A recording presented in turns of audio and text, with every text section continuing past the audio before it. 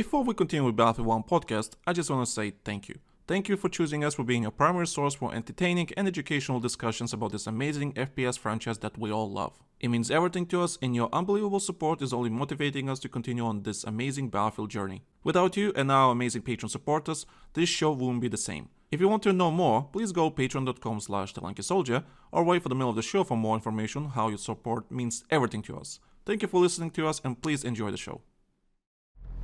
But then when you've got Angel screaming, Angel does it again. And that was something, right? That was something. I'm sorry, you canceled the support for the game a month ago. Why would they even host a trade? I don't know. And I sit down and he picks up one donut and eats it. So you want to QA games? When the rubber meets the road, they're gonna be like, oh my god, I don't like seeing Mario get his skull smashed. Oh, I would love It to doesn't see that. work. I would love to Yeah, see that. again, like I said.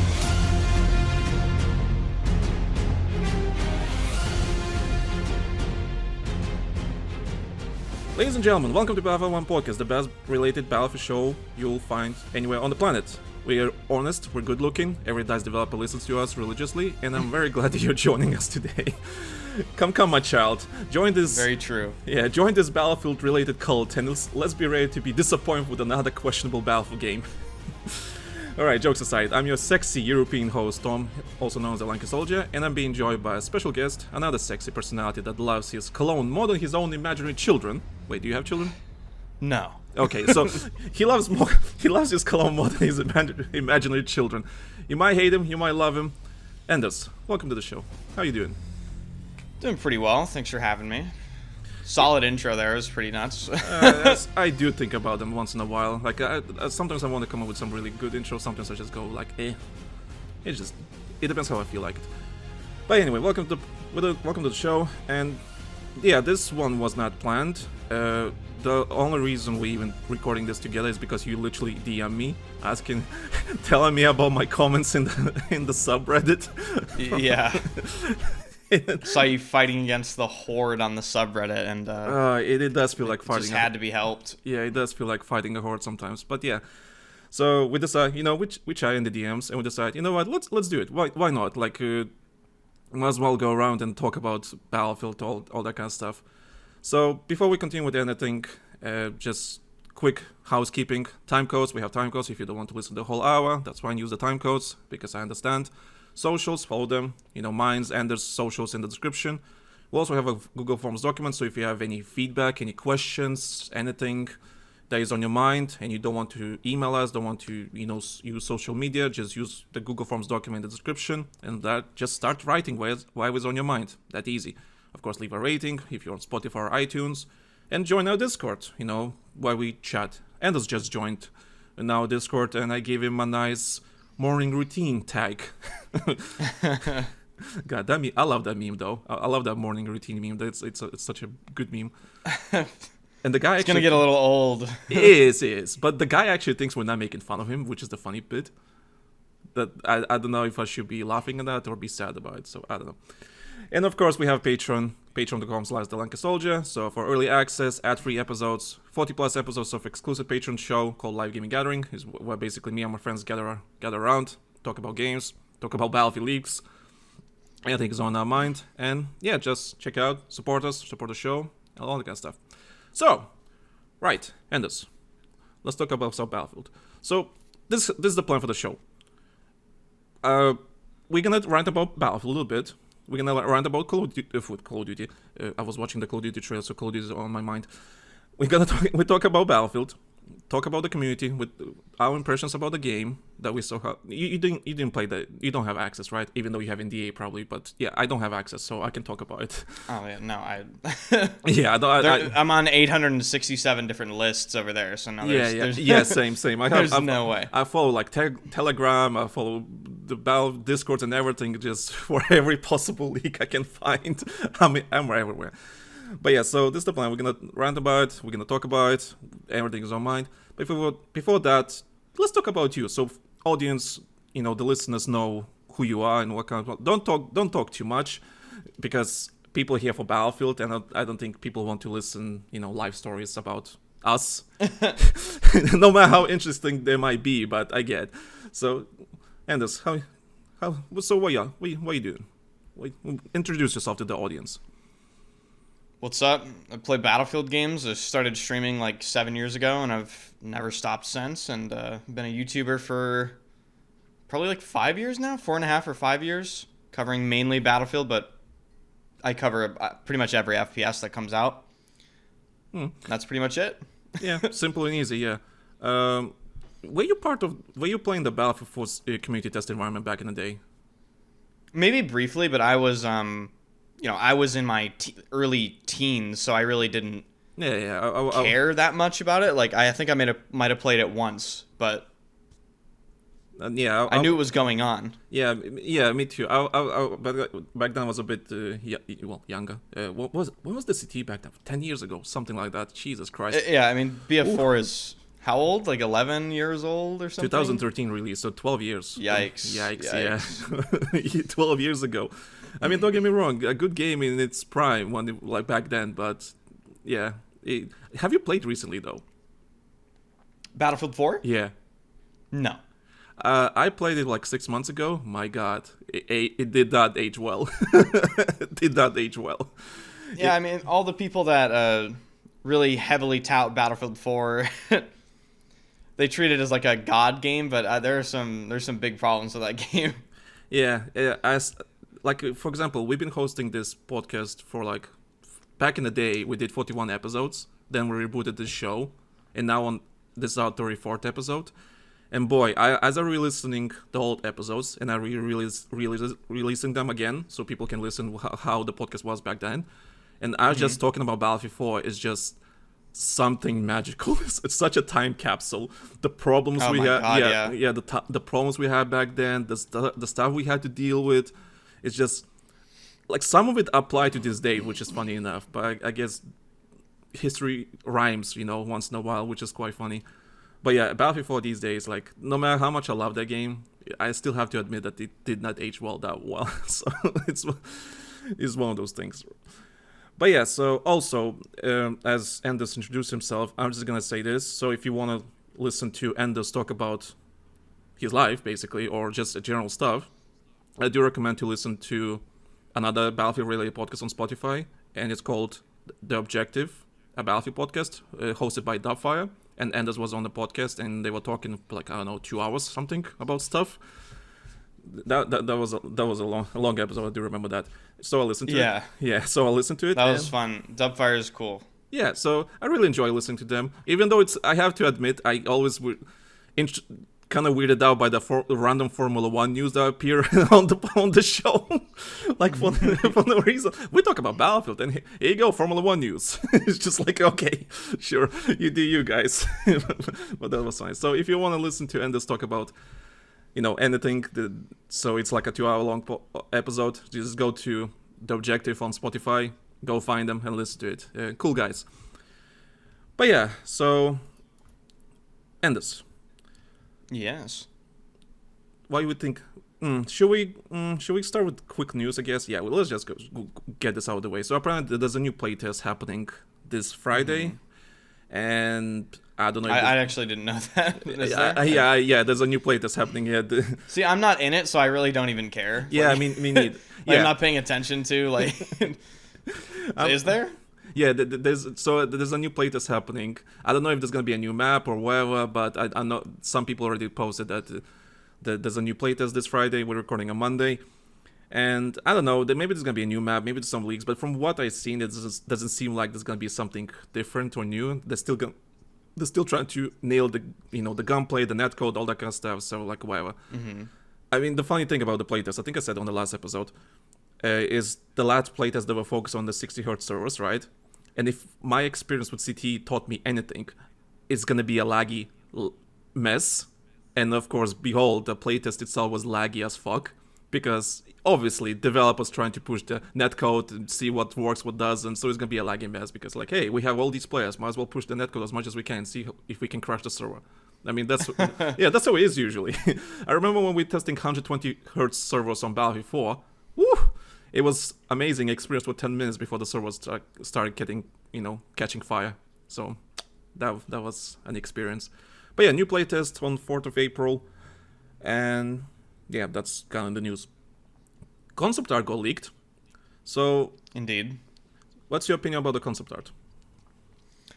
I think if they actually make the game look like the concept art, just in the way that I guess the overall design and I guess you could say the atmosphere is, I think that's what people are really looking for. Well, you said earlier you posted some concept art on Twitter. Oh yeah. You said they got DMCA'd. I made a video about it, so we'll have to see how that pans out. I've never had any sort of DMCs or anything in my like entire content creator journey so far. So I had once when I was starting YouTube early days. We're talking like 10 years ago. I got a DMCA by Nintendo. I hear Nintendo's pretty notorious. Oh for yeah, that, they're though, extremely no? notorious. Yeah, Yeah. they really don't like anything that is published against their will or whatever. You have to sign with them, get approval, all that kind of stuff. Like, okay, guys, I'm not dealing with that. And funny enough, it wasn't even my video. It was like my friend's video he wanted to make because he plays like loads of Nintendo games. We're like, hey, can we make a video? Like, sure, why not? I don't care, you know. So that was funny. But yeah, judging from the first concept art that we've seen, I personally really like it so far. Like, I like the atmosphere they're going for, and people are really excited about that there's a map in US. 2 maps, probably. One of them is probably a Battle Royale, yeah. And it's been a while since we had a US-based map. Like, that's the funny bit. Like, so I mentioned that in my video. I think it's pretty cool, especially like the Brooklyn concept. And there's debate whether or not the Brooklyn Bridge is a Levolution event because in one screenshot, at least one side of the bridge is up, but the other isn't in another screenshot. So people are debating whether or not you can actually bring the entire Brooklyn Bridge down. That would be pretty. That'd be pretty on par with Battlefield at this point. You know, they just include some sort of debatably useful Levolution event that is meant to, I guess, inspire awe in people. What's your opinion about Levolution in general? Because I personally don't really care about Levolution that much. I care that there's, like you said, meaningful destruction about, you know, to change the game somehow. You know, the tower going down in seasons are high. Yeah, cool for like a little bit, but after that you're just gonna get bored of it. Like, give me some meaningful destruction. That's if you remember Flood Zone's destruction in Battlefield 4 Levolution, you could flood the whole map with like destroying the flood wall, the floodgate, or whatever. Oh, I think it sort of enabled a bunch of naval gameplay, I think. Right? I just remembered why I just remembered you just mentioned that. I just remember why I disliked the Levolution in Battlefield 4. I didn't hate it, but I disliked it because you had to get out of your way to trigger it. That was the problem I remember. I didn't hate it either. I just as you are probably not surprised at all, I'm much more like gameplay focused. Yeah, me too. Yeah. Like, I'm not gonna be the guy that goes out there to trigger the Levolution event. Yeah, that's what I'm saying. Like that's why I was like, I don't want to go out of my way to trigger a Levolution that is like, sure, cool for 5 minutes. After that, like, you know, it's one of those things that I don't want to like make it somewhat natural. Like, for example, a storm comes in sometimes, or a sandstorm, a snowstorm, whatever. You know, pick any storm you want. You know, once in a while it comes in. Sometimes it doesn't. Sometimes it does. Like I kind of want like a natural type of things. You know, that makes sense for the gameplay, because I don't want to get out of my way. Just like, let me use 10 rockets to destroy this dam, right? You know, like, it's just one of those things. But yeah, concept art, I mean, it looks good. Of course, people say, well, the concept art for Battlefield 2042 looked really good. True, true, don't get me wrong, true. But it's concept art, like, they're really cool wallpapers and everything. Some of them are really cool, like, some of them I think are loading screens, at least they're using them as loading screens. And that's really fantastic. I think they're really cool concept art, and hopefully they can stick with that, you know, theme that they have in the concept art. But yeah, it's funny about the DMCA that EA literally removed my pictures, like my ones from Twitter, which is kind of weird. But yeah, there's loads of guns also released and everything, just like cool. I mean, cool. Not much to say about that. But yeah, concept art. So, what's your impression about the game so far? from everything you've seen, from all the leaks and everything, how you feel about the game so far? Well, I feel better about it than the past 2 Battlefield games, but it's so unfortunate because of the past 2 Battlefield games. I'm just in a state of mind where, like, yeah, I'll talk about it in videos, yeah, I'll give my opinion, but ultimately, I just really am trying to care as little as possible, because at this point, like, I'm a veteran of this shit, alright? I've streamed every day during the absolute worst Battlefield periods, you know, all the way through BF5, getting stream sniped by aimbotters, all the way through 2042, game instantly died, all content died, all viewers leave, you know, so I've been through the worst of it, and at this point, I have to get my hands on the new Battlefield game to actually see about anything. Like, the game looks like it's already, in my opinion, conceptually, in a better spot than Battlefield 2042 was. The reception of it already seems to be better than Battlefield 2042. Yeah. There's a lot of good messaging surrounding the game with Battlefield Labs and the people they hired to design it. And I think DICE is being incredible, maybe DICE EA, whoever you want to say, is being incredibly ambitious. They're biting off a lot in this game. They there's going to be a campaign, there's going to be a battle royale, the multiplayer has to have more content than Battlefield 2042. So, you know, I'm gonna say the game's probably gonna release with at least 10 maps, if not 11. I mean, you know, I'm not sure if you saw the weapon leaks. There's probably gonna be like 47 weapons on release or something. I saw the weapons. Granted, that doesn't mean they're gonna be all on launch day, but still a good number of weapons over there already. You know. Yeah, for sure. And the biggest question with DICE is, can they actually deliver upon what they're trying to do? Like, their ability to deliver is so poor most of the time, especially on release. And if you've been around for Battlefield releases, you know how notorious they are. I was literally in person invited. I was there when the Battlefield 5 live stream was happening, the reveal, and I'm like, it looks alright. And then I saw the comments. Oh shit, no, people hate it. Yeah. So that was people. That was an people were not happy about the BF5 launch trailer at all. And that begs the question for this game. I've tweeted this a couple times. There's always a diceism, I call it. There's always some sort of thing they try to do in these games that they don't necessarily need to do. An example of that would be 128 players in Battlefield 2042. Oh, like, yeah. nobody fucking cares, bro. Like, nobody asked for that, and that heavily affected the map design of 2042, like, in an insane way, and the overall gameplay. It affected so much about that game.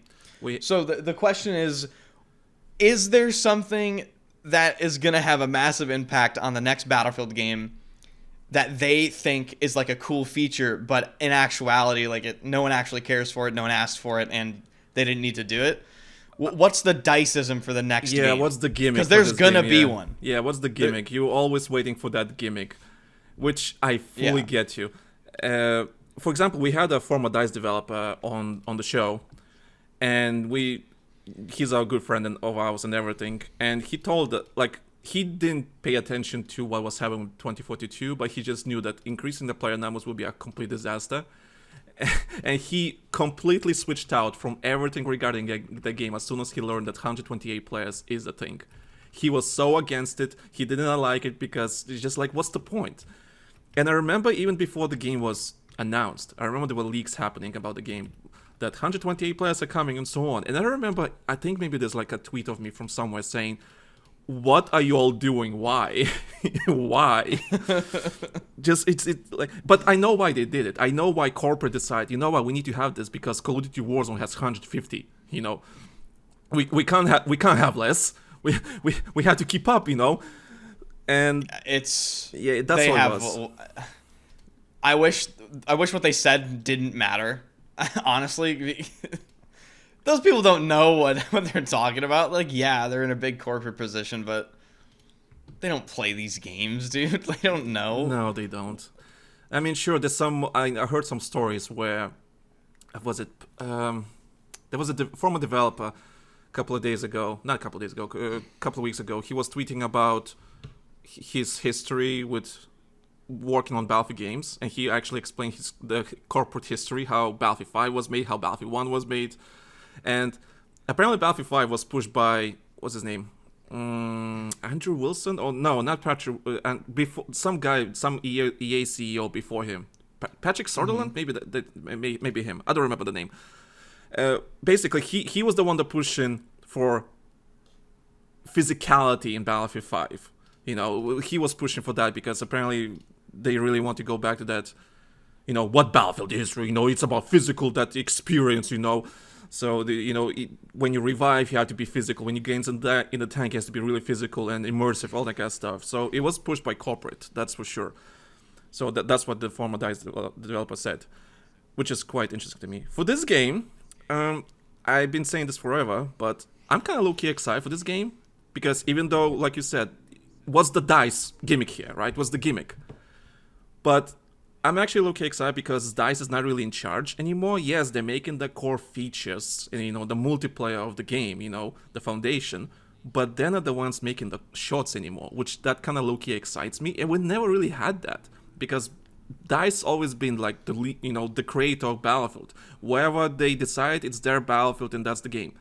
This time around, we have, other people came from other franchises, basically working with these studios, Motive, DICE, Criterion, and Ripple Effect. They're all working together to make something that is unique and different. Yeah, you're right. They are kind of chewing a lot.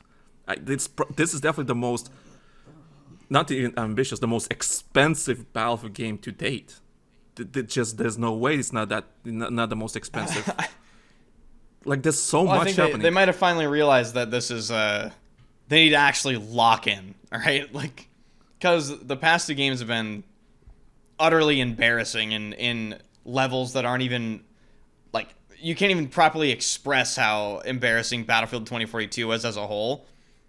Even Battlefield 5 maybe was they not that finally good. locked in. Yeah, even Battlefield 5 was not that good. Don't get me wrong. Yeah, I know. I was. Yeah. Oh, believe me, I was there every day for that. So Yeah, I liked some of the mechanics and gameplay elements from Battlefield 5. I liked it, but there's so much stuff that is around. I can't really enjoy this game. Sure, there's some positive stuff, but I'm can't do it too much. But yeah, I'm all the signs for this new game positive. For example, I did not even imagine them bringing CTE back or community Battlefield Labs. yeah, right? no, that's fantastic. Everything so far, honestly, I don't think I've seen a massive red flag yet, which is kind of crazy for me. Now you mention it, now I'm thinking about it. I haven't seen a big red flag yet.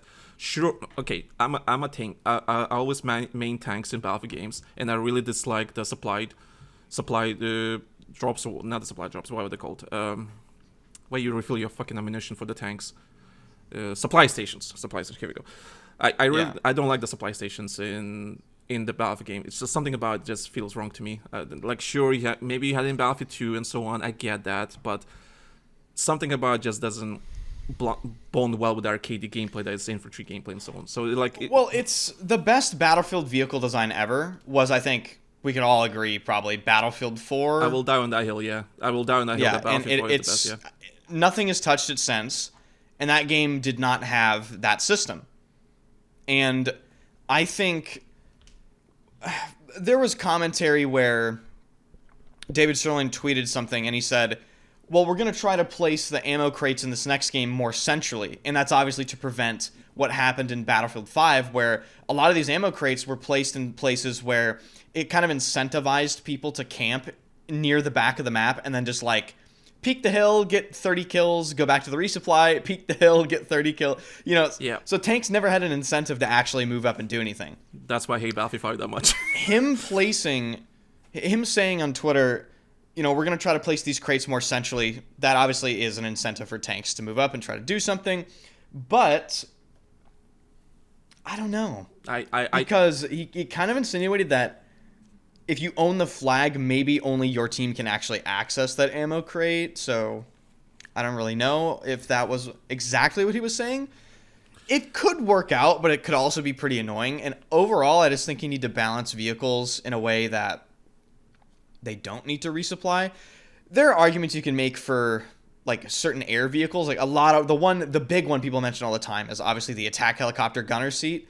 because people hated dying to that in Battlefield 4. Yeah. And obviously all the people going like, 200 kill streaks. But my argument to that is like, dude, it's really hard to do that. People don't like to admit it because they're going 0-10, standing in the middle of the open, shooting a stinger at it. Like, the definition of insanity. They die 10 times doing the same thing. And like, why is this helicopter not dead? It's like, okay, well, it's a skill. It's literally a skill. You're not fucking trying to do anything actually effective to kill it. It's a skill, yeah. But the way I'm thinking, like, okay, you put the certain stuff like centrally. Sure, you basically asking me to die there.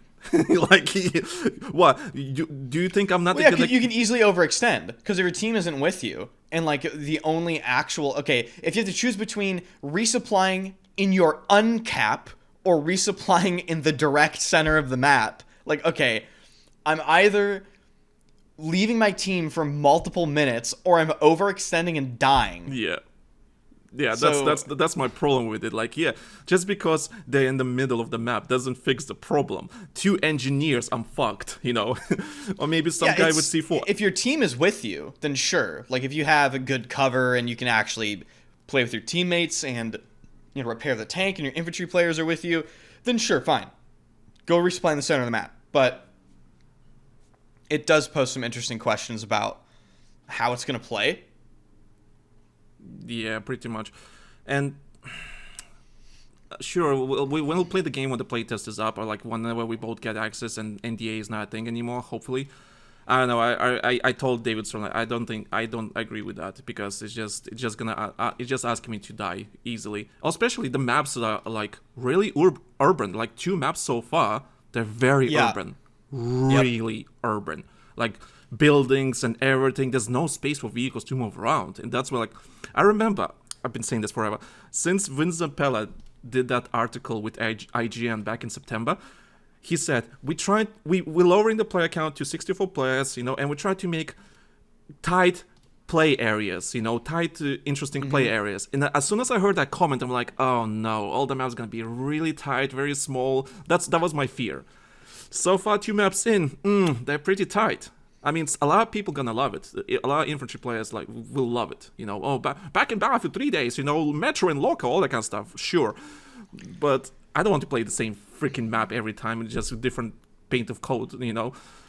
Like I don't want that. but yeah, that's regarding vehicles and everything. And there's been lots of commentary. Well, with both of us disagreeing with everything about the community, just saying that the game is too fast. And the movement is too fast, all that kind of stuff. And what's your opinion about this?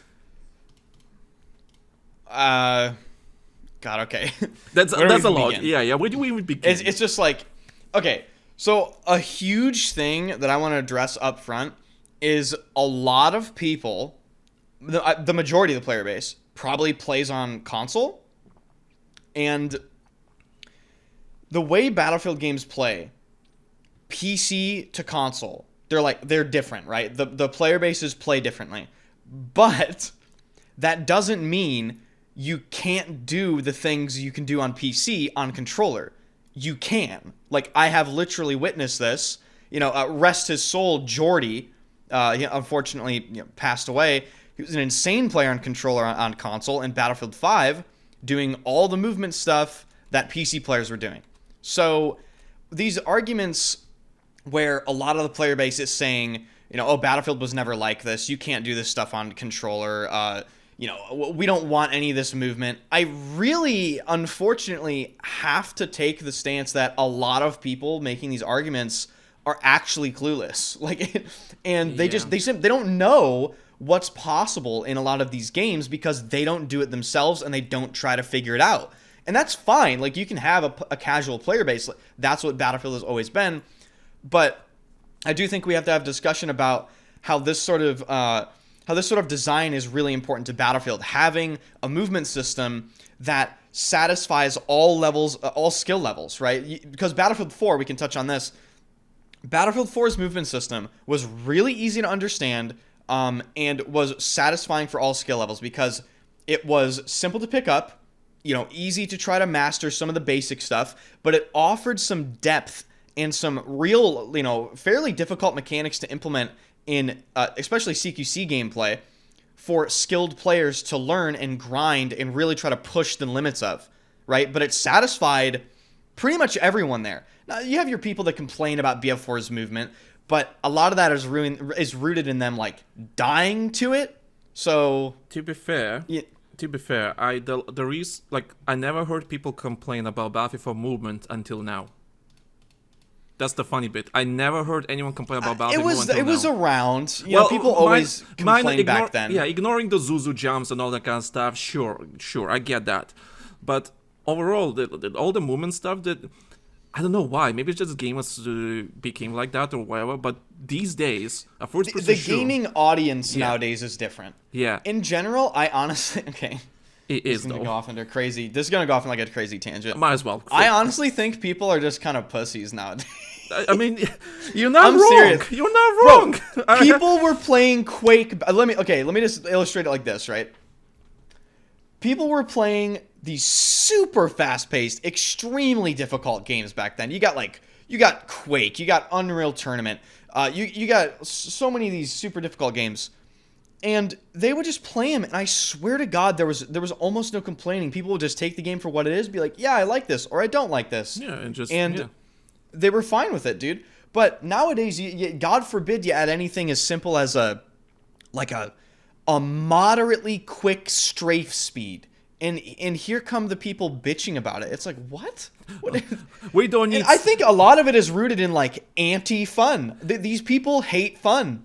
They're so casual that they can't handle, like, basic movement mechanics, and it ultimately results in, like, anti-fun arguments. It just feels like sometimes people want the game to be in wheelchairs. That's why it feels like it sometimes, which I don't understand. Like, everyone has a different idea about what Battlefield is, yeah, that's and the problem, everyone wants to change it to their view of the game. Okay, and it's very rarely do you come across people that actually try to discuss it in like an objective manner surrounding what Battlefield actually has always been. Yeah, that's why this podcast exists, people. Yeah. But yeah, it's like I don't understand for example, sliding or fast mantling speeds or whatever. Like, listen, I understand that sometimes there should be a limit. You can't just go unlimited speed, right?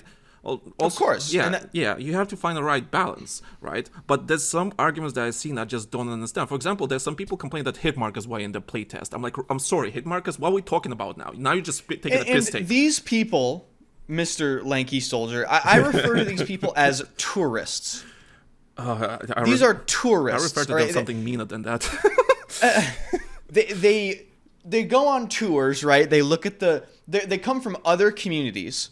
They maybe have played Battlefield a little bit, or they maybe haven't played Battlefield at all. And they go on a tour to the subreddits and the Twitter accounts and the YouTube videos, and they give their opinions about this stuff, and then they leave. They're tourists. They don't actually play these fucking games. They really don't. Yeah, I think that's the thing, that they either don't play those games, or like I said in the pre-show, I think they literally just play one specific Battlefield non-stop for 10 plus years, and they think it's the best thing ever. And like, sure, you can enjoy your old Battlefield game, enjoy your Battlefield 3, enjoy your Bad Company 2, enjoy your Battlefield 4, Battlefield 1, whatever. That's fine. But you have to realize, times move on, people move on, games move on, the industry moves on. There's loads of things that gaming industry did really well. Like, people bitch about Call of Duty, for example, but like, listen, if it wasn't for Modern Warfare 2019 and actually them giving a shit about the movement of the game, how the game feels and everything, I think COD will be dying right now, whatever the case may be. And Battlefield has to adapt to the current times too. Listen, and I love the comments that people say like, oh, this is from COD and all that kind of stuff. Battlefield's trying to be COD. Boy, ladies and gentlemen, I'm just going to say this. Maybe you were, but you weren't there when Battlefield 3 is about to be announced, and loads of comments were saying that Battlefield 3 is just a COD clone. Battlefield 3. Yeah. I remember those conversations. I read those articles. I've seen the YouTubers in the early YouTube days. I've seen those comments, people saying, oh, this is just a Call of Duty clone. 15 years later, we're here now. Now we're talking that this new Battlefield game feels like COD. Yeah. Like, okay, sure. And then you take a look at some of the stuff you could do in games that people tout, like Battlefield 2. I just put out a video. I called it "Everyone's Wrong About Battlefield Gameplay," and in that video, I provided clips of movement techniques you could do in a lot of different Battlefield games. And in Battlefield 2, I linked this video that was demonstrating these super crazy movement things having to do with crouching and proning and standing up and linking all these different animations together. And it was called Z controlling, and it looked orders of magnitude more absurd than anything we had in modern Battlefield games, even 2042. Like, people always complain about how bouncy and cartoonish 2042's movement looks with, like, me using McKay and bunny hopping with a grapple hook and all that stuff. You look at this stuff in Battlefield 2 you could do. The guy is jumping like 6 feet in the air, crouching mid-animation, then he lands prone, then he stands up, and then he cancels the prone animation. It looks ridiculous, but people never acknowledge that was possible in Battlefield 2. And I kind of laughed, because in the comment section, people were like, oh, well, this is an exploit. This is an exploit. But if you listen to the person that was explaining how to do this stuff in Battlefield 2, once again, it revolved around basic movement inputs. Standing, like, basically movement transitions, right? Transitioning through prone, crouch, and standing, and then jumping. That none of that is exploits. That's literally just stuff you can do with the movement. So a lot of people were saying, oh, in Battlefield 2, you were banned for using this sort of movement. The community servers banned you for using this movement. And I was like, okay, well, the admins are classic Battlefield admins that are banning good players from playing the game in a way they don't like. Like, actual skill issue, dude. You can't just say, oh, using this movement that was 100% intended, you know? Because if using this intended movement, we ban players for that. Like, what? Like, you can't just disregard that it was possible and actually used a lot by good players in Battlefield 2, especially in the competitive scene in Battlefield 2, which, oh, of course, no one ever wants to talk about the fact that Battlefield had a competitive scene. Oh, don't get me started. I'm one of the people that pushes for competitive Battlefield, because Battlefield is like the perfect game to have a competitive scene. Like, it's the perfect franchise for that, honestly. It can be anything it wants to be and still have that Battlefield feeling to it, but the Battlefield community is not ready for this conversation, unfortunately. They haven't been ready for the conversation in a long time, but it's... Surprise! This was not time-stamped. We hope you're enjoying the show so far, but we need to stop for a second and tell you about some important stuff. And now that we have your attention, it's time to tell you all about our amazing Patreon that is helping us keep the show going. Patreon.com/TheLankySoldier. Some Patreon exclusiveness. We here at Patreon would love for You sound like every nerd in all the 90s TV shows. Battlefield 1 podcast was rebooted in March of 2023. We learned a lot of lessons from our previous shows that consisted of 41 episodes, and we've been building amazing foundations for the future with this current show. There's a reason why we're the best Battlefield-related podcast available on Spotify and anywhere else. We've also had the honor of being listened to by DICE, Ripple Effect, and other developers as well. Now, we want to share even more with you through our Patreon. And I've never seen her, so I will be like crying and yelling. And I will not be the same person I am right now. Yeah, I don't think I'm ready for that kind of emotion. I know we're emotionally close and everything, but I don't think we're that emotionally close. Yeah, that will be an experience of its own. We want to thank everyone that has joined as a free member or subscribed to our Patreon in the last year. The support is greatly appreciated, always was, always will be. It's amazing, and it only motivates us to continue with our Battlefield journey. By simply becoming a free member or even subscribing to any paid tier, you're not only supporting the show, but you're also getting a lot of content back in return. Right, because Call of Duty gets so annoying sometimes, I actually got so desperate I installed League of Legends again. Oh my god. The perks of any tier is you'll get ad-free early access to all of our future episodes. You can already listen to the previous episodes ads-free as well, simply by being a free member. There's no more waiting, no more interruptions, just pure unfiltered Battlefield content straight to your ear holes, from our mouth holes, and anywhere else. You know, it's amazing, isn't it? The only reason why CTE did as well as it did back in the day, guys, is because it wasn't locked down to secrecy.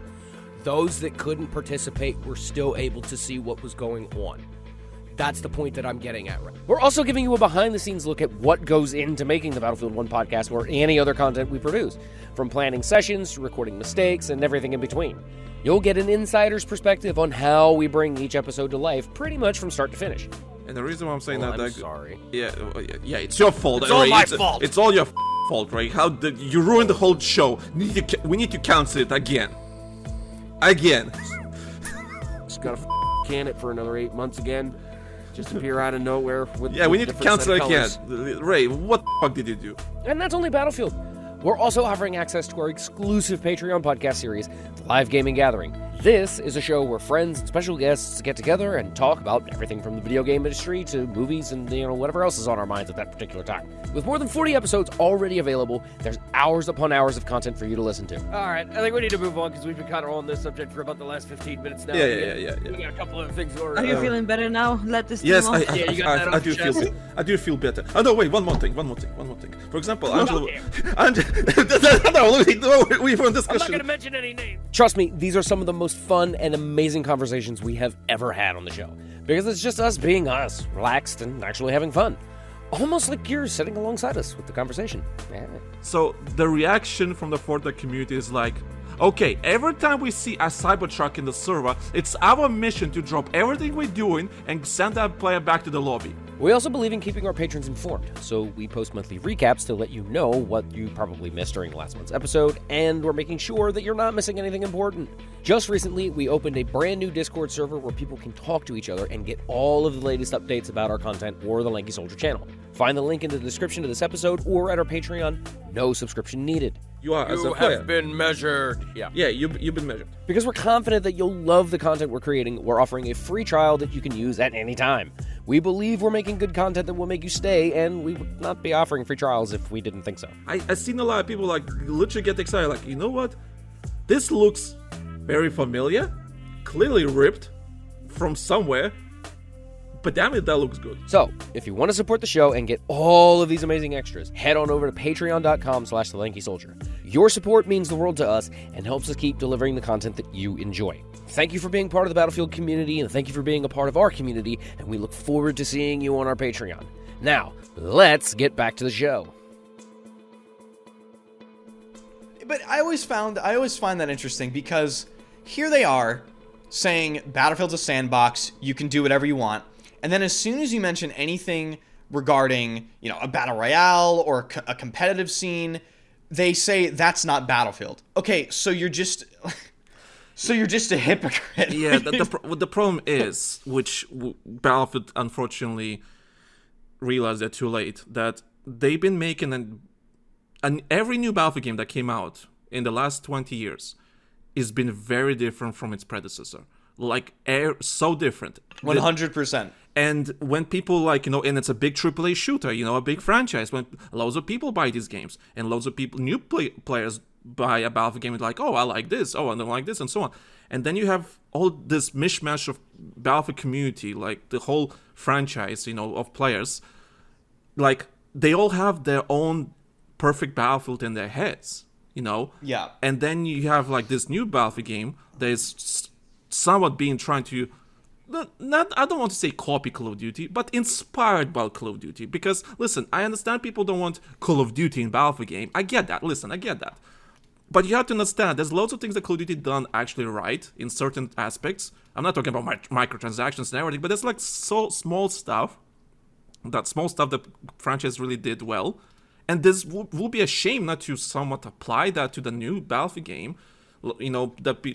Like, there was a comment from David Sirland recently that he said the point of Battlefield Labs is try to make the game for everyone, right? So anyone can pick up the game and enjoy this game, which is an admirable goal to go with.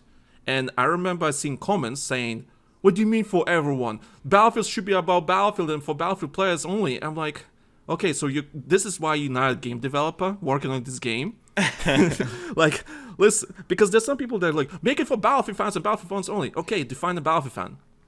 I don't think people realize how tiny and insignificant the Battlefield sort of player base is, not even as that. a whole, combined. Just the mental idea that for people Battlefield, like you mentioned Battlefield outside to someone, they don't care, you know, they don't care. Battlefield is not in the mainstream. That's the problem. Like maybe it was back then, like Battlefield 4 and Battlefield 1, just to go a bit closer to mainstream. But you're right. It's not in the mainstream minds. Like it's not. Yeah, there.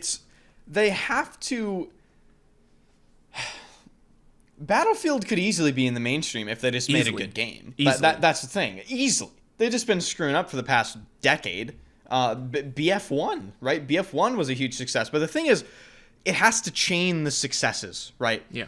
You can't just release BF1, have a huge commercial success, and then release 2042 and then BF5 before that. Yeah. That's not how you have like a successful franchise that continues to grow on a global scale. You have to have more consistent success than that.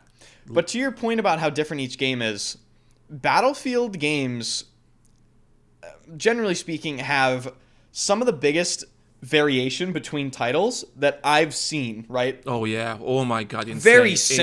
Very simple thing to point out is Battlefield Hardline to Battlefield 1. Yeah. You know what I mean? That's crazy. Like Battlefield 3 to 2042. Like BF5 to 2042. Even those games back to back. We went from like a botched World War II game to this crazy like climate crisis near future setting, like which totally different concepts. Which makes me sad because since Battlefield 4, I was asking for like I want a Battlefield 2042 type of game, like this, not the game itself, but like the setting, right? The setting is so cool. Yeah. Because I'm a really big fan of 2142. You know, futuristic setting, like how the world is, like that lore building, right? I'm really a fan of that, you know, setting and everything. And then I make a Battlefield good game in between, you know, more than somewhat futuristic, like somewhere in the middle. Like I think Battlefield 4 Final Stand DLC is like the perfect setting for a Battlefield game. And as soon as they announced that game, like, yeah, it's gonna be good. I'm like, and then we played the alpha. I'm like, oh no, it's not gonna be good. It's gonna be fucking dog shit. So that was unfortunate. But I always want Battlefield 2022, you know, as a game. But now it's like probably my least favorite Battlefield game to date. Probably least favorite than Hardline. At least Hardline worked on day one, at least. So I don't know. But yeah, going back on David Sterling's comment about game for everyone, I have to agree with him. It's not easy, but you kind of have to start somewhere regarding making the game accessible for everyone. So. And that means, yeah, you'll have to borrow some stuff from Call of Duty. Like, maybe not borrow, but just get inspired by it. I remember there was this comment from when the Battle Royale got leaked, right? Like, just recently, just like the details about it. And someone said in that thread, top upvoted comment on that subreddit thread, saying, oh no, we don't need a Battle Royale in our game. And I'm like... Yeah, our game. Yeah, I replied to him, our game. Okay, my dude, since when you represent my opinions, or let alone anyone else's, our game. That's the thing I hate about the Battlefield community. I guess maybe every gaming community. That gatekeeping mentality that you have to deal with. Like, oh yeah, it has to be only this and that. But my dude, like maybe it can work in Call of Duty because Call of Duty has been basically the same for the last 20 years, just with a different... skin and graphics, or whatever the case may be. Sure, some minor differences, but still, you know Call of Duty when you see I them. I think something super important to mention here. I listened to your podcast briefly with Westy. Oh, yeah. And he had a super essential point that is just so... It's never really talked about. Battlefield has never really had that, like, mainstream aha moment. You know what I mean? Yeah, I actually fully agree with him. And he mentioned that, and he says the closest thing to that, Westy said the closest thing to that was Battlefield 1. Yeah. And he's right. Like, he's actually right. And you could argue maybe, like, Battlefield 3 and 4. But most recently, it's Battlefield 1. Yep. Since then, Battlefield obviously has completely fallen out of relevancy globally. Nobody cares. You know, when you mention you play Battlefield nowadays, people are like, are you joking? Like, why would you even... What? I am a Battlefield streamer, and people come into my chat and like, you're still playing this dog shit? Like, why, you a boomer? What? Yeah. Battlefield has utterly failed to adapt to the modern game setting, okay? These other games have not failed. Call of Duty would be just as dead as Battlefield if they didn't innovate and adapt their franchise with Warzone. And that is a fact. That is an absolute fact. Nobody gives a shit about the multiplayer of Call of Duty now. You have your little player base that does, but Warzone is the thing that is keeping COD alive. Battlefield has not adapted in any way, shape, or form in a successful manner. They've always the games have just failed because obviously they're terrible, not because they've not because of the things they've tried to do. Them being shit is not helping the situation. Of course not. Like they have to do both, right? They have to deliver a quality product and attach a quality mode to it that is what people expect nowadays, like a battle royale, like an extraction shooter, that sort of thing, right? And I think a lot of people are really close-minded to that fact because they don't really think about it. Like they just want them to release Battlefield 4-2 and call it a day with nothing additional. Oh my god, don't They're get me not started going on to do that. Oh, don't get me started. They're not going to do that. They're going to try to get player bases from other games. They're going to try to attract new players, and they're going to try to adapt Battlefield as they should to modern gamers' expectations. Like, don't you... And the thing that I always drives me crazy with these people is they want Battlefield to succeed, but they don't want it to change in any way. Like, dude, you're going to have to accept some sort of new things here. You just are. Like, it happens all the time with all these games. Battlefield has not done it yet. It has to happen. You're absolutely right, and OST was right on that too. I remember when he told me that, I fully had to agree with him. He's right, he actually nailed it. Battlefield never really had that aha moment, that cultural mainstream moment. Even though Battlefield, on paper or traditionally, mentally, whatever the case may be, right, should be a comparator to Call of Duty. Always been, you know. we were there when the legends were spoken about the great battle Battlefield versus Call of Duty. I mean, crap, that Jack Frack's rap video, Call of Duty versus Battlefield, God knows how many views that already has. Like, you know, traditionally Battlefield always been that comparator to Call of Duty, or an alternative, right? And when Call of Duty went to like Warzone with everything, you're right. For example, I don't care about Call of Duty until Modern Warfare 2.19 came out and Warzone. And sure, I'm on Warzone, playing Warzone non-stop. Like, sure, he has some problems, loads of problems, don't get me fucking started. But I enjoy the formula, you know, and without Warzone, it's like, why do I care about Call of Duty? I don't care about Call of Duty. Remove Warzone, I don't care, you know? And Battlefield, the same thing. Battlefield has to adapt to the current times. And people will say, we don't need a Battle Royale. Well, the Battle Royale is not for you to begin with. Loads of people are not going to... Exactly. Yeah, loads of people don't really realize that multiplayer experience, like two teams fighting for an objective in the middle of the map, you know, low-key arena shooter, right? I call them arena shooters because if two teams are fighting for something on the map, I call it arena shooter because it's just like it's standardized, it's easily to understand. It's like multiplayer experience we always had for like 30 years, right? Yeah. Same thing. People don't realize that age is over. When Warzone came out, when it's been over for forever. Yeah. Like probably a decade, if we're being honest. Yeah, maybe, yeah. Because back then, even I remember when we were hosting the old Battlefield 1 podcast, even back then we were thinking, well, what's the future? Do we really care? Well, how do you make winning matter, right? We already had conversations back then. Like, for example, like, sure, I finish, let's say, I go 15-0 with a tank, finish top of the scoreboard. Maybe I win, might lose. Who cares? What's next, right? It's not exciting anymore. And sure, maybe Battle Royale is not your thing. I get it. Maybe extraction shooters is not your thing. I get it. But people felt that. Like, they finally discovered that there's something more than just, like, you know, load into a match, shoot some people, and just log off, right? They need something. They felt that. Like, when Warzone during pandemic came out, getting that win, it's the best thing ever that happened for them in the last year, you know? I remember us, we were playing, a group of us, and my non-gamer girlfriend joined us. She played with us, and she carried us, and all of us were fucking screaming like we just won a lottery. Like, she carried us to the win, just like, it's just, you can never experience that in a normal multiplayer game. It's just that thing. And I'm really curious what they're gonna do. I think you can have both, and I think that's what they're trying to do. Like, of course, yeah. I'll disagree with you, and like, I think it's it's exciting for a lot of people to win that Battlefield game, right? Because obviously, you know, a lot of people don't have a chance to play that often. But the point I'm going to try to make here is there's Byron Bede working on the next Battlefield game. Byron Bede was a huge Warzone guy, right? He was the creator. I think, yeah. I think what he's going to try to do with this next Battlefield game is very similar to what he did with Warzone, in that it incentivizes you to play both modes. So people play the multiplayer to like get things unlocked, right, for Warzone. Yeah. Do they not? Yeah. That's what's going to happen in this next game, I think. I think it'd be kind of surprising to me if that wasn't the case. That would be surprising, because you do want your player base sort of ideally moving between both game modes, because it keeps the game alive, right?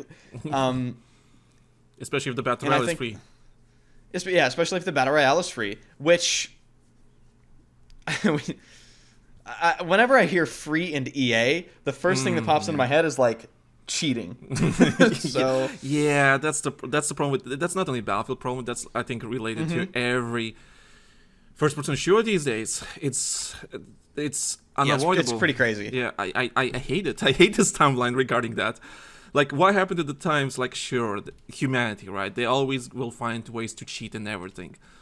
But it's just, what I hate most about that, at least cheating back then, was done somewhat, you know, quietly, you know, so I don't get snitched on and whatever. Like, I'll try to hide my cheats. Now, these days, people just, like, not even hiding at this point, which I hate. They're literally saying in game chat, "Yeah, I'm cheating. Go fuck yourself." I'm like, okay, thank you for confirming you're just a piece of shit with no life. I mean, I've had entire time-stamped Reddit posts made of my Twitch VODs where people go through literally 2 hours of gameplay and call everything under the sun like that I do in my gameplay cheating. Yeah. Like, it'd be like at the hour and 6 minute mark, he suspiciously turned around here. It's like, and you watch the clip and it's like it's so uneventful that me as a player that actually played that moment, I don't even have an explanation for why I did that, because why would I?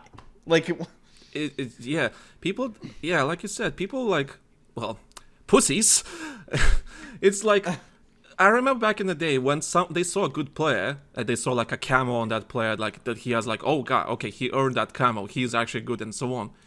Like, when you see a guy with a camo and maybe like really good gun skills and everything, and he's actually like, you know, moving around, getting kills, you know, people, they call him either a cheater or a sweat. It's not a compliment anymore. Now it's just like straight up insults, you know. And I think it's changed a lot, unfortunately. I think the way I try to think about this is, back then, the scene was obviously a lot different.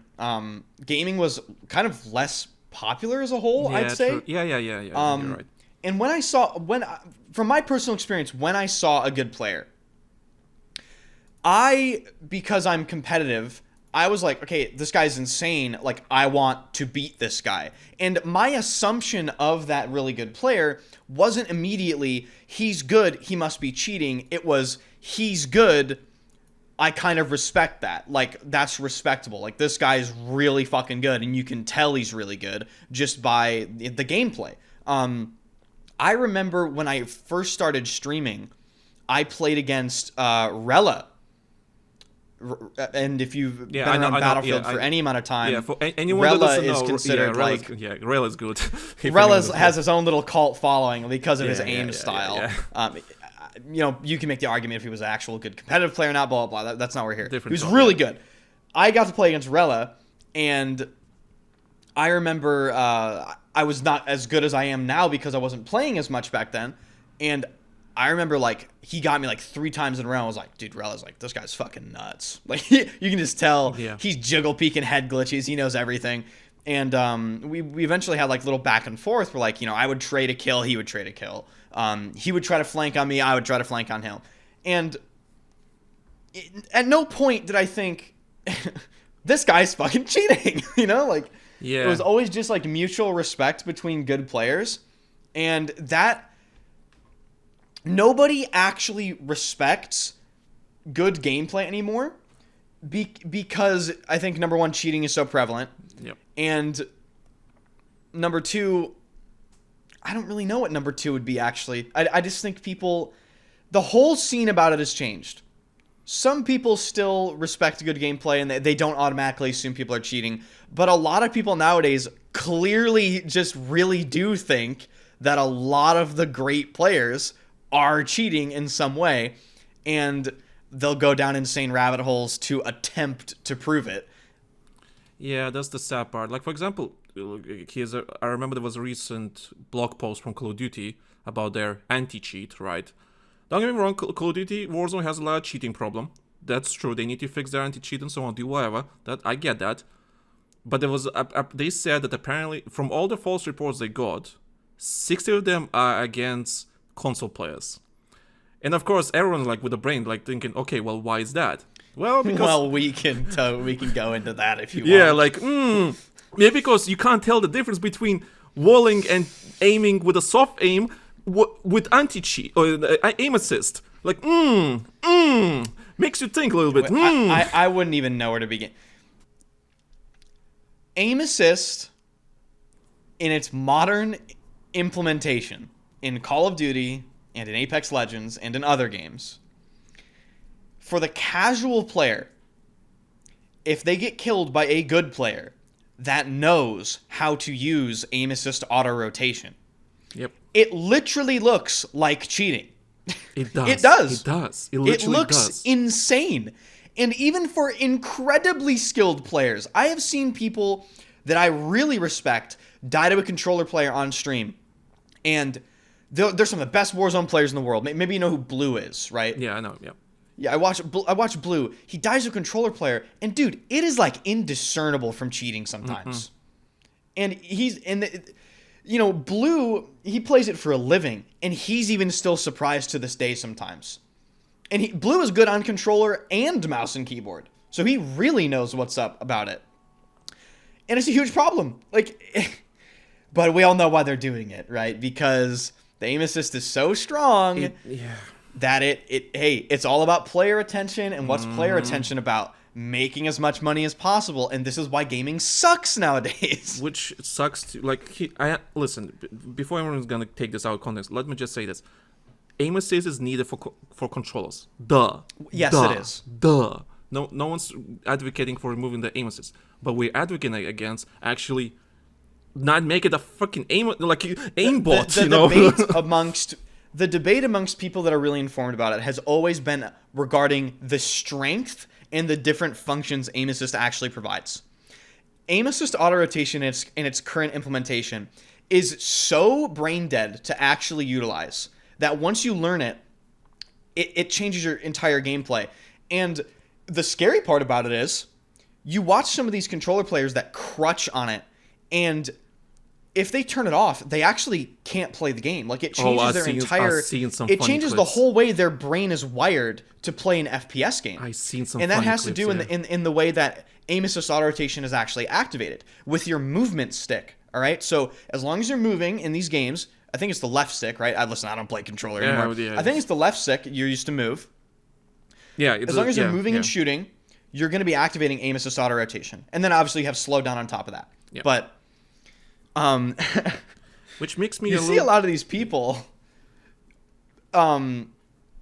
they will basically not touch their aim stick and purely try to use aim assist auto rotation to kill people in these gunfights.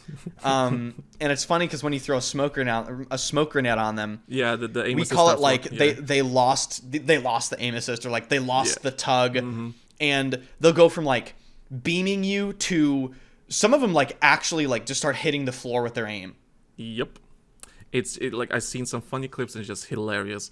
And what worries me about this, right? So the way it is right now in Warzone, and the way it is in Apex. Actually, I haven't played Apex for ages, so I have no idea. I remember there were some changes to Apex aim assist, but I don't know how big those changes were. So I have no idea. I haven't played Apex for like 2 years now, 3 years. I'm worried about the next Battlefield game that they might actually be something like that too, which kind of pisses me off too. Like, I hope they're not gonna do too much, How's aim assist right now in Battlefield 2042 though? Because I have no idea. So, aim assist. Well, this is kind of funny. So there are multiple things here. I would say aim assist in Battlefield games, especially the cross-play Battlefield games, which is only 2042. It's only one, yeah. I would say the implementation of aim assist in Battlefield games is the most balanced implementation of aim assist that I've seen in a crossplay game. Battlefield 2042 does not have tracking auto rotation like Call of Duty. Okay. It has slowdown and it has snap aim. Now, a lot of Battlefield players don't understand how to actually use aim assist. And that's a very real thing. You need to learn how to use aim assist in your gameplay. It is a consistent and repeatable system that has tells in your gameplay, right? You need to learn how to use a slowdown, learn how to activate snap aim, all that sort of thing. A lot of Battlefield players don't know how to do that. So what you see from a lot of console players is, oh, the aim assist doesn't do anything. Oh, the aim assist doesn't do anything. Oh, yeah, I hate those comments. And that's not true. Like, if you were to have a good Call of Duty player, like let's say Blue, he knows how to use Call of Duty aim assist. The first thing he's going to do if he plays Battlefield on controller is figure out how the aim assist works. If you got Blue on this game on controller, he would probably make the aim assist look pretty insane because he knows how to use it. But he's also very talented at, aiming for himself on a controller anyway. And you can make... I have not played Battlefield 2042 a controller, so maybe if someone's listening here, they can, send us a little transcript about this. But people have always debated whether or not Battlefield 2042's aim assist has actually been properly functional throughout the entire lifespan of the game. There have been multiple patches addressing this supposed non-function of certain aim assist factors. But in general, I would say that Battlefield 2042's aim assist is certainly not weak. It is definitely not weak. Slowdown in and of itself, and people don't like to admit this, especially in Call of Duty, slowdown in and of itself is extremely strong. Like, you're telling me that I aim over somebody and within a certain bubble around them, my aim slows over them? If I had that on PC, dude, like... yeah, that would be insane. It's funny. It's funny when I play, for example, Warzone Ranked, right? And I try to go to like Diamond or Crimson, right? As high as possible. And you can tell when you're playing against a console player. It's like, yes, clearly you don't miss a shot on me because I'm close. But me trying to adjust my aim just to aim on the body because the game is fast, right? When you spin around and all that kind of stuff, you kind of need to adjust. Yeah, aim assist is just like, nope, it will just track you 100%. I'm like, okay, great, I can't fight up close. And that's the problem, because aim assist... Okay, so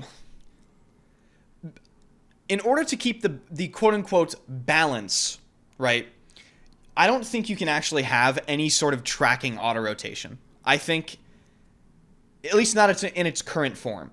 I think if you do implement any sort of tracking auto-rotation, rotational aim assist... it needs to be heavily tweaked from how it's currently implemented in current games. Because how it's currently implemented in Call of Duty and Apex Legends and all these games is it essentially trivializes one of the most skillful parts of mouse and keyboard aiming, which is reactive tracking and tracking in general. Mm-hmm. Because auto-rotation does not have a reaction time. It reacts to motion changes instantaneously, which is obviously humanly impossible. Even if you are someone as cracked as Tens or someone like Shroud, whatever. Let's say you're totally on one today. You drank like 16 Red Bulls and your reaction time is 120 ms, and you actually hit an insane reactive track on someone, dude. First of all, you're the top 1% of 1% of the player base that can actually do that. Yeah, that's the and problem. Second of all, aim assist still beats you. Mm-hmm. It still reacts in 0 milliseconds to any sort of directional movement changes. That is beyond fucked. I mean, it's humanly impossible to recreate. There was so many moments in my life where I literally like, I am ready, I'm good, let me get some of that rank right. You know, listen, perfect shots and everything, but there's always gonna be 1 millisecond where I'll fuck up because I'm human. It just happens. Of course, you're human, and you can't do anything about it. And that's the big problem, right? Like, the people that learn how to utilize aim assist in Call of Duty, their gameplay looks so insane because they don't missing is a rarity. Like, you watch these good controller players and like, oh my god, they're playing the fucking campaign. They are hitting every shot. It's crazy, and it is so unbelievably difficult to try to replicate that on mouse and keyboard. And at a high level, when you really understand how to utilize that aim assist, it's really not close. No. Like, the gap between controller and mouse and keyboard is monumental, and that's why almost every single top player that plays these games with strong aim assist plays controller, because it is ultimately better if you understand how to use it properly. And going back on there it is. Yeah, and going back on the Battlefield conversation in general, like, Battlefield community, like, saying like, oh, we don't want movement mechanics and everything, they're gonna have a really big wake-up call. They're gonna wake up so fucking stressed when they're gonna launch the game, and all the Call of Duty players regarding... There will be a lot of Call of Duty players coming to the new Battlefield game. I already hear... I listen to some Call of Duty podcasts because I'm really curious what the... You know, I'm curious because I need to do something at work. And I listen to all the different podcasts and everything, and I listen, like... And Battlefield is mentioned a couple of times. Like, oh, I wonder how the Battlefield Battle Royale is going to be for Battlefield. Can it compete with Warzone? Because Warzone's not doing really hot right now. So, like, okay, so it's already in the mainstream topic in that kind of case. So, and when the Battle Royale is going to come out... Oh my god, it's gonna be a disaster. These people that, like, having a fun Battlefield game, right? Like, oh my god. I'm expecting an absolute shit show. Absolute disaster. It's gonna be panic, there's gonna be arguing, cheating there, sweats there, Battlefield is ruined, it's fucked and everything because all these movement mechanics, they became Call of Duty. I'm expecting the worst when it comes to that. It's gonna be bad, bro. Is going to be extremely, and then, extremely you know what? bad. It's okay, though, because at least my, relatively small community outreach inside the Battlefield community, I will be there to once again demonstrate that if the next Battlefield game has movement mechanics, like whatever, like jumping or crouch spamming or whatever it may be, I'm there to demonstrate that this is really nothing new to the Battlefield franchise. And if I can convince even 10 people that they're wrong and show them how the games have actually been, then I consider that a job well done. Yeah, I fully agree with you. The reason this podcast I decided to reboot the show is because, well, there's no one there having these discussions to begin with. And I know we have DICE, ironically, I do know DICE are listening to us, at least to this podcast. I do know that because I did get some comments, I did get some stuff. I know they are. And they want to also hear the conversations when we talk about aim assist, map design, like immersion. Oh, don't get me started about the fucking immersion. That's like, don't get me started with that. Like, DICE developers want to hear those conversations because, like, maybe we don't have to go overboard with the aim assist, or maybe we don't have to go overboard with certain mechanics or map design or whatever the case may be, right? Like, there's no shame in just, changing plans a little bit, like, just to, like, again, Battlefield community can be very passionate about certain stuff. Sometimes they're right, sometimes they're wrong. When it comes to gameplay mechanics that we've seen from the leaks and so on, people say it's too fast. I think they're wrong in that on that part. They're definitely wrong. They're definitely wrong, yeah. 100% yeah. wrong. Like, even when the first leak I saw from the game, like the first video clip I saw of the gameplay, I'm like, this low-key looks like Modern Warfare 2019. And people, I remember when 2019 Modern Warfare came in, people say like, oh, this is a slow game and so on. 3 years later, it's considered one of the best Call of Duty to date because of the mechanics, which is because people got used to it. They play, they try to like break them, mechanics and everything. Like, it takes time. That's why people have to understand that good players will be good players. Just because you're gonna restrict them with, no sliding or whatever the case may be, like, or something limited, something like Milsim like, right? You're not gonna you're not gonna stop them from destroying your ass. I really have to just emphasize that removing like removing a skill gap from a game is not going to stop the majority of these players from getting absolutely destroyed. Yeah. A real example of that is them heavily nerfing the slide in Battlefield 1. Okay. Guess what? I had to buy Battlefield 1 on another account, so obviously my stats are all new, right? Yeah. I still have a 6 KD on infantry and a 4.2 infantry kill per minute. I do remember. You did not stop anything from happening. I do remember that Battlefield 1 slide was a bit, maybe a little bit over 200, but it just needs minor updates. But yeah, people will bitch about it regardless. In the beginning of the game, there was some like hitbox sort of that's what the problem. Yeah. But it was the only aggressive movement option in the entire game. And when they intentionally design a game with that sort of movement, and then they remove it without compensating for it, like, dude, yeah, the gameplay is going to suffer, obviously, because you removed the one thing that allowed for like aggressive CQC outplay. Yeah, and to this day, there's nothing.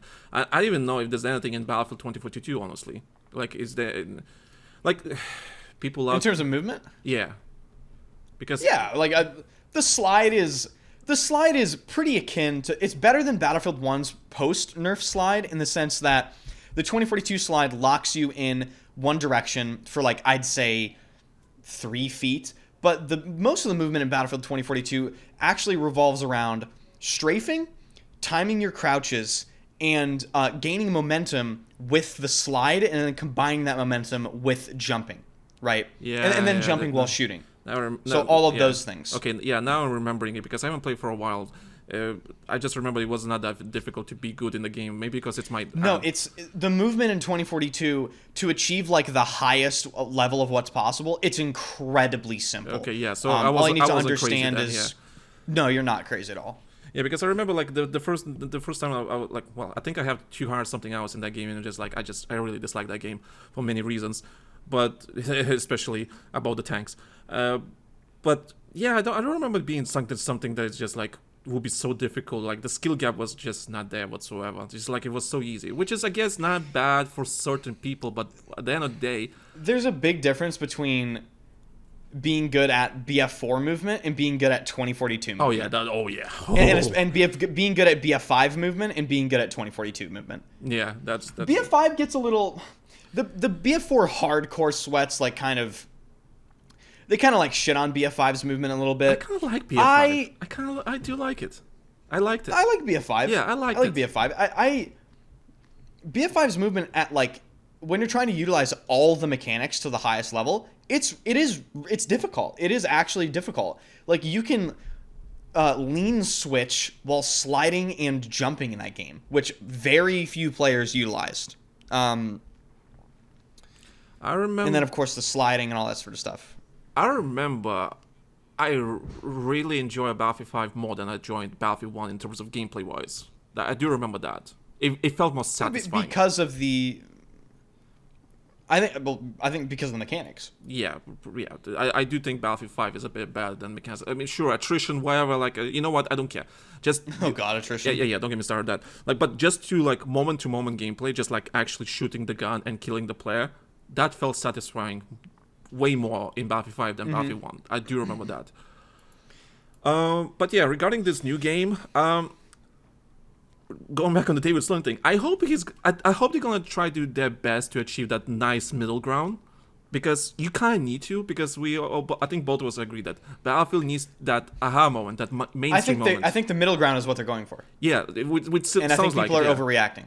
Yeah, people do overreact a little bit. Well, granted, people couldn't even tell the difference between field of view and all the kind of stuff, right? That alone is like, you're like, oh god. Yeah. So, and people have to understand. Listen, it's a new era of Battlefield. Granted, it's one of the most expensive Battlefield games ever, but they need to nail this game properly. They have to nail it. Otherwise, the franchise. I don't want to, like, be all doom and gloom and all that kind of stuff, because I was like that before with Battlefield 5 and 2042, but you kind of have to nail it now. Okay, we're gonna get another shitty game. Don't tell me the DICE cannot be shut down. Don't tell me. Of course you can. Of course you can. Sure, there's loads of resources, but you can. But they, redesign the studio into something else. Move people around. And so, sell the franchise to Microsoft. Fuck knows. It can happen. Loads of all giants can fall if you not. If you do not pay attention what's happening around you. Yes, Battlefield needs to adapt to the current times. Why my cat is meowing so loudly for some reason. Yeah, I heard that. It's popping off. Yeah, popping off, like telling me to end the podcast or something. But yeah, I'm really looking forward to this game, and I hope they're gonna find a nice middle ground, because it's just loads of things. You're right. Like you said, I haven't seen any big red flags yet. Yeah, the key is yet. Yeah, yet. And I know people are gonna bitch about cosmetics or my immersion. Oh my god, do you want to quick mention about the immersion? What's your opinion about that? Because I think I know what's your opinion about that, but just for the audience, just to everyone knows. Immersion, just so people understand, when I play Battlefield personally, I am aware of how good the game looks, right? I am aware that Battlefield, from a visual standpoint, needs to be impressive. I think it's important. But I'm very gameplay focused, right? When I play Battlefield, I'm not looking at how pretty it is. I'm looking around me to figure out if I'm about to, die. You know what I mean? Immersion, I think, is fairly simple to execute. I really do. It should not be the main focus. It should be, in maybe the top 10, but other than that, the way I see it, I think people really overvalue it a lot. And, I think the people that focus too heavily on immersion are... I don't know what this maybe crowd... they should play a single-player game a little bit, because... I don't know where this crowd came from, right? Maybe it started with Battlefield 1, because let's say, was Battlefield 4 not immersive? Was Battlefield 1 not immersive? I mean, crap, was Battlefield 5 not immersive, right? 2042? Sure, I get it. But were all the Battlefield games were not immersive? Weren't they? Well, Battlefield 3. They were. Yeah, well, Battlefield 3, probably...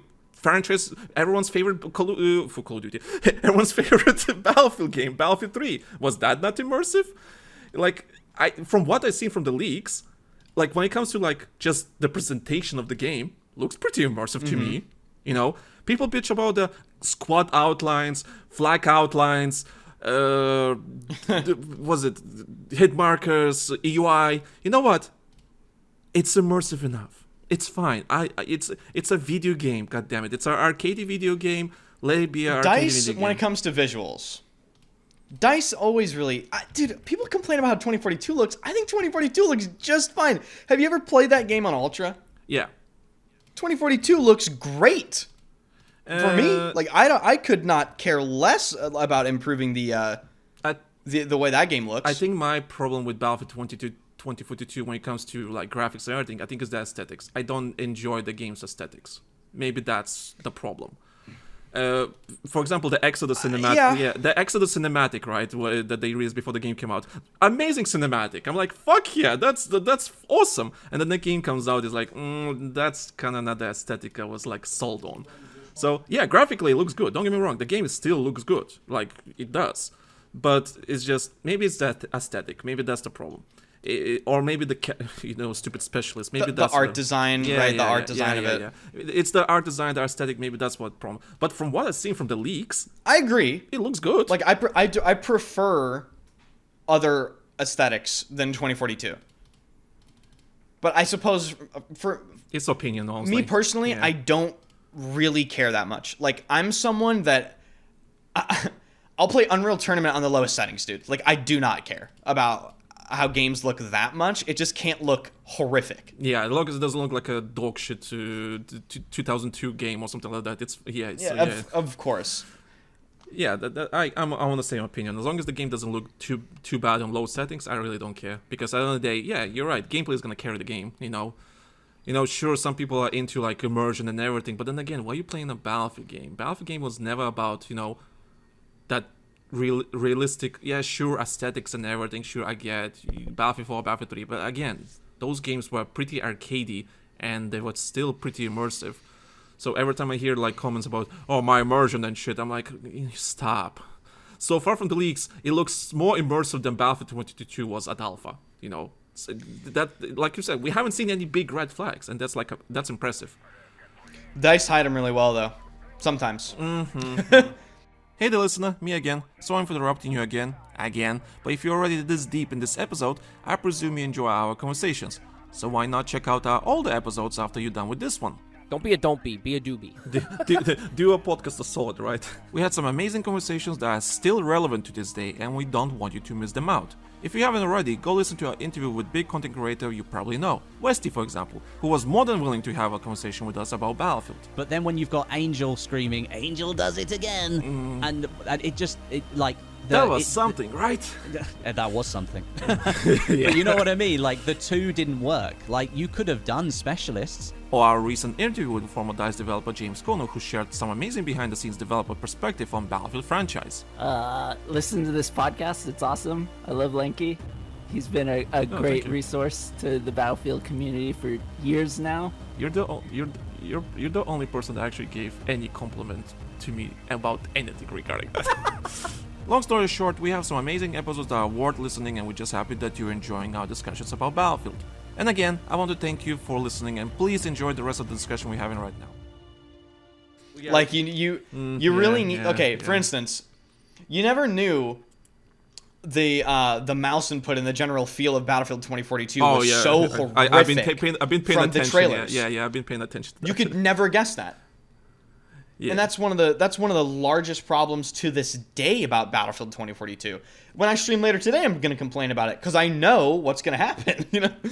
I have a feeling you might be dealing with the same problem with the new game because it is built on 2042 at least the foundation. Well, listen, I'll state this for public record: if they do not fix the input issues in the next Battlefield game, it's just completely unprofessional. It is. You cannot release a mainstream multiplayer FPS game with input problems, especially a game of this caliber. You need to make sure everything is buttoned up from an input perspective. There is absolutely no excuse. You're backed by some gigantic multi-billion-dollar company. Do what you need to do. Like, we should not have to worry about the game's aiming feeling poor. It should never be an issue. Yeah, I really don't enjoy the gunplay in Battlefield 2022. Maybe it's the input thing, I don't know, because with me usually that game is so dude, there's so many problems with that game. Yeah. The recoil and the way it works, it works completely differently from any Battlefield game. The way the spread works, it's constantly increasing and decreasing at the same time. The recoil bug, the input problem, that game has such deep-rooted issues in terms of the gunplay and the overall feel that it's kind of insane when you really dive into it at a deep level. Yeah, the lack of consistency in gunplay, that's what bothers me. I'm usually not that type of guy. Like, you know what? If there's like some input delay, I usually get used to it and like try to master it as much as I can. Don't think about it usually. But sometimes you just notice that something's not right. And Battlefield 2042 is definitely that. Like, something's like just doesn't feel right. Like, doesn't feel consistent. It's horrible. It's full horrible. It's the worst feeling game I've ever played, by far. You know what? I have to agree. My friend Baranox, who you should probably talk to in one of these podcasts, whenever he's free.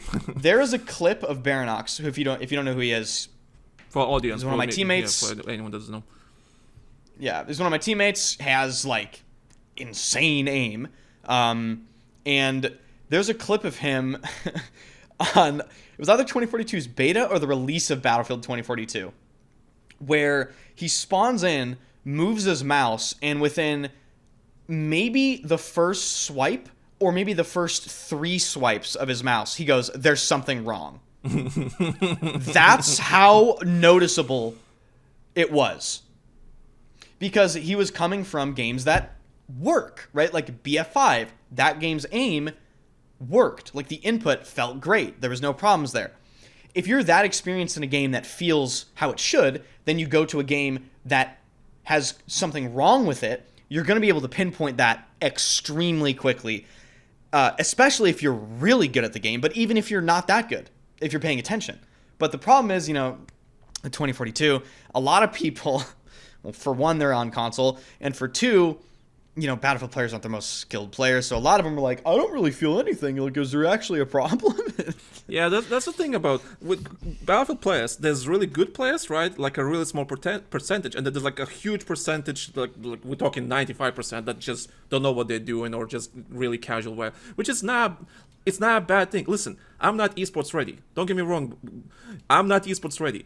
But I can hold my own because I actually give a shit to actually getting better. But a lot of people don't really want to get better. That's the problem, And yeah, so that's what I'm gonna say, that the Battlefield community is gonna have a rude awakening when the new game is gonna come out, and all the Call of Duty players, such as really good Call of Duty players, are gonna move to the game, whether good or bad, or even for a little bit. They're like, yeah, they're gonna get ready, your shit to be smacked. Deal with it, honestly. Yeah, I don't know what else to suggest. Honestly, when it comes to online multiplayer games, right? I don't know what to tell you. Like, they're inherently competitive, and this is something people don't want to. Yeah, some people don't want to acknowledge. It's the nature. You are literally being put in a server where that guy over there wants to kill you. Like, that is an inherently competitive scenario, whether you're playing ranked or not. Yeah, it is. Like, you can't just load into a game and expect people to not take it seriously at all. Like, I don't know. Even at listen, I'd rather play with a low-level player that doesn't know what he's doing, but he's trying his best to win the game, right? I'd rather play with that than with some player that's just fucking around and don't give a shit no matter how good he is, right? That kind of stuff, right? It's just like, I don't know, you play an online multiplayer game, like you said, the purpose is to kill another player and capture the objective. That's the purpose. The dead player will not win the game, I don't know how else to explain to a player, or anyone that's like saying, oh, this is a sweaty lobby and everything. Sure, maybe you're playing against a bit better players, but you're just gonna give up? What else I can suggest to you? What you want us to do? I'm sorry. Hey, the thing about Battlefield, leave the server. Yeah, I guess, yeah. People shit on me for this take, but dude, leave the game. Yeah, actually, yeah. Just leave the game. Yeah, actually, what? That's the best advice I heard in. There are so many servers. Just go play the server. Go find another server, I guess. Yeah, I don't know what to suggest to you. Like I do that all the time. Yeah, in Battlefield 2042, I hit tab. My whole team is negative, and we're getting steamrolled. I'm not playing that. Yeah, why waste not? Yeah, why I'm waste leaving. Time? Yeah, why waste your time? Yeah, it's not ranked or whatever. Nothing is on the line. Who cares, right? Just I don't know. Just people actually give me shit for that too. They're like, oh, I would care about one guy recently. I get the comments. Maybe in the Battlefield Discord. Yeah. I would respect Ender's opinion more if he actually stayed in some of these games. He always looks for games where they say, I always look for games like my team is winning. It's like, no, I'm looking for a game that isn't a blowout, Also, they have to remember that you play this game almost on a daily basis. You've seen shit. You've seen everything, right? No. Some people are amazed. I've had numerous first-time chatters come in, and I'll take a look at a server, identify exactly what's going on in the server without even spawning in, just by looking at the scoreboard, and then decide whether or not I actually want to play it. And people are like, well, how do you know what's happening in the game? It's like, dude, the majority of my team is literally combined. I actually calculated this one time. Out of 32 players, 20 of them were negative, and their combined KDs was, I think, 6 and 67. Oof. I'm not playing that. Oof, no, no, back out, hell no. Because you know what that means? Your whole team is dead, which means you're losing map control, which means you have no flags, which means you're getting steamrolled. Mm-hmm. So, that's the thing. I understand casual players will probably not look at that kind of stuff and don't leak a D, but some people are just good at that, when for example, there is sure, again, I don't have the best gun skills, but I compensate with my rotations or whatever the case may be, my movement, whatever the case may be, right? That's how you adapt. You just adapt to your skill set and play better, because not everyone's gonna be equal at the same thing, right? Some people get, some people good at tanks, some people good in jets, some people are good as medics, some people good in support, all that kind of stuff. You just have to find what's good for you. A lot of these people just want to be pampered and protected. Yeah. It's whatever. You just need to find what's good for you to get better. Listen, get comfortable with the game. Fix your chair. Get a better sofa. Get something that makes you comfortable so you can actually play the game properly and get better. If you lose, you lose. Who cares? But at least you gave your fucking best. At least, That's why I usually suggest to anyone that is playing a multiplayer game, you're gonna play against better players sooner or later. That's gonna happen. Can't avoid it. I don't know what else to suggest to you. I'm sorry. It's just that's the nature, But ending this whole conversation about everything about Battlefield, so moving forward? What do you expect from DICE with the battle royale, multiplayer, single player, whatever the case may be, inputs? I really just a small conclusion. Dude, what's your expectation for this game? Yeah, I think it'll be better than Battlefield 2042, but the question has always been how much better. And my whole approach is this is gonna sound really, really you're allowed to. Don't cynical worry. Or something. Don't worry, dude. Hope for the best, fully expect the worst. Yeah, I love that quote. That's what I've experienced. Plan for that's the all worst, I've ever been exposed to. Yeah, that's all I've ever been exposed to. I've never had the opportunity to actually cover a Battlefield game that isn't complete dog shit. So dude, I'm not getting my hopes up. They can show all this great stuff. They can, Battlefield Labs can be fantastic. Any official stuff, all the trailers and the concept art and all the blogs they put out detailing what they're doing in Battlefield Labs. That can all be great. It doesn't matter until it's release day and I get my two hands on that game and feel what's up. And then take a look at the content. What's the content release schedule? How are the maps, right? How's the performance? How's the game, basically, right? They can hype us up as much as they want to try to, but it doesn't work on me anymore, dude. It never worked on me, for one. But I don't think it's working on a lot of Battlefield players. When I make videos and I ask people what they think about the next Battlefield game, a lot of them are strictly no pre-orders, wait to play the beta. Yeah. And I've seen that more in the past 2 months than I've seen in the past 2 years. I vividly remember in Battlefield 2042, I want to say in the first couple days during the official beta when that came out, I had 1,300 viewers on Twitch, and someone asked me what I thought about Battlefield 2042, and I gave them my opinion, and this was during the old build cope, right? Oh, this is an old build. Yeah. And I straight up said, yeah. I go, I told this guy in my Twitch chat in front of over 1,000 people, this game is horrible. They're saying it's an old build. If you honestly think that all of the problems are going to disappear because they suddenly update the build version of this game, if you think all these problems are going to disappear overnight in one patch, you're out of your mind. Take a look at the map design. It's horrible. The mouse input doesn't work. The vehicle design is not even comparable to any good Battlefield games ever. And I remember the shit that I got for that. Immediately, as soon as I told this guy that 2042 was going to be horrible, a wall of first-time chatters were just, calling me a crybaby and this, that, and the other. They go sold on the hype. It's an old build, bro. What do you know? You're not a developer. And then, what happened, guys? Yeah. What happened? I remember. Right? Yeah, I remember I made a video about Call of Duty Black Ops 6, and I said, listen, it's a good Call of Duty game, but you played this fucking game 10 years ago. You're not going to be playing this a month later. Yeah. And people were shitting on me so much. I'm like, yeah, where you at now? The point I wanted to make is, more than ever, I've seen people very cautious about the next Battlefield game. More than ever. They weren't even cautious about 2042. That's what I was trying to illustrate with that whole story there. But I think 2042 was a massive wake-up call to everybody in the Battlefield community. And I think that's very important. Yeah, I'm also cautiously optimistic, and that's what we've been saying on the podcast for ages. Even my co-host and everything, he's like, yeah, listen, it looks good, but goddamn, we've been here before, right? We've been here before. We haven't experienced all the horrible shit before. So yeah, I'm looking forward to the game. I think they're gonna nail the the gameplay, the aesthetics, and everything. Sure, we're looking for that red flag. There's gonna be some red flags for sure. But so far, it's still early too. It's very important to point that out. That too, yes. It's still so early. This is very abnormal to see anything, even news related to the next Battlefield game. It's March. Like typically, it would start ramping up about what, May, June-ish area. And we've seen leaked gameplay of the next game.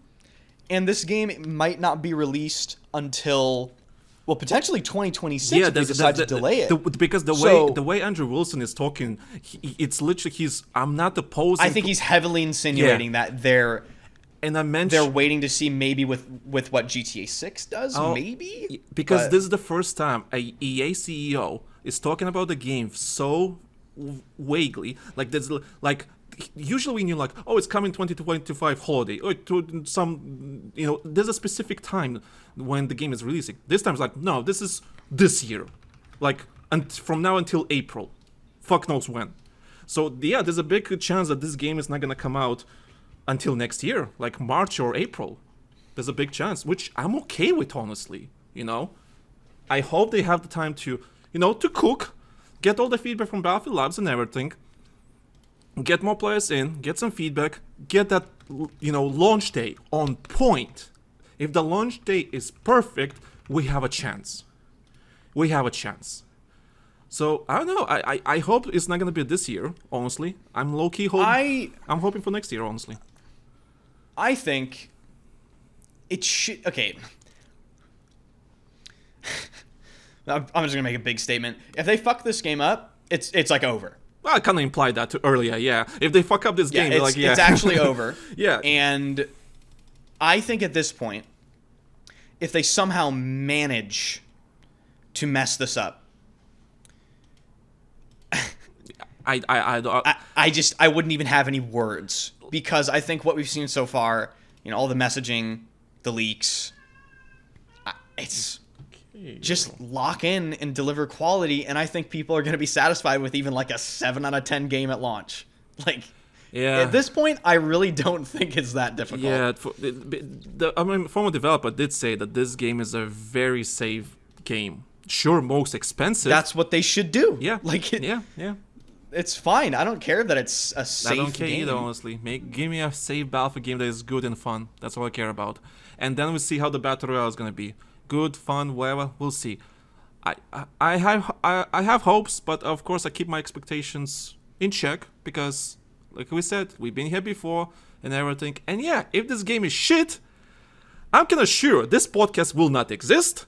I will move on. I don't give a damn anymore. It's like, I'm 30 years old. I don't give a fucking damn. I think it